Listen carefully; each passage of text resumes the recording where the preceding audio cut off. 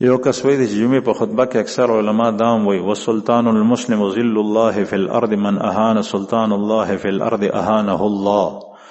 او مسلمان بادشاہ دا الله سورې د پزمکه کې او چې چا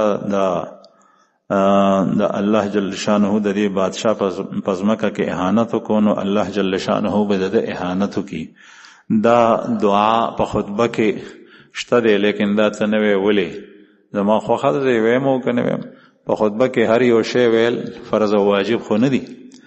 ډیر سيزونه داسې دي چې غرستو حضرات خطبه هر قسم ویلې شي. خطبه نه مراد دا مونږ چې کومه خبرې کو بیان دا په خطبه کې امر بالمعروف نهی عن المنکر خبرې دي کله یو شان کله بلا.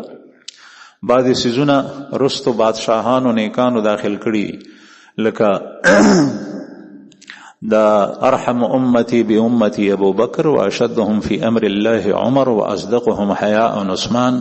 زدا اکثر ویم کله کله نویم دا احادیث دي د رسول الله صلی الله علیه وسلم د مختلف احادیث نه ټوکړي را جمع شوي دي. دا عمر ابن عبد العزيز رحمه الله په خطبه کې راوستي دي او دا ذکر راوستي دي چې کله د خوارج او د روافض او فرقې پیدا شوه گمراه او خلق به گمراه کول نو هغه زمانہ کې دین کانو بادشاہانو الله پاک دې په دې رحم وکي.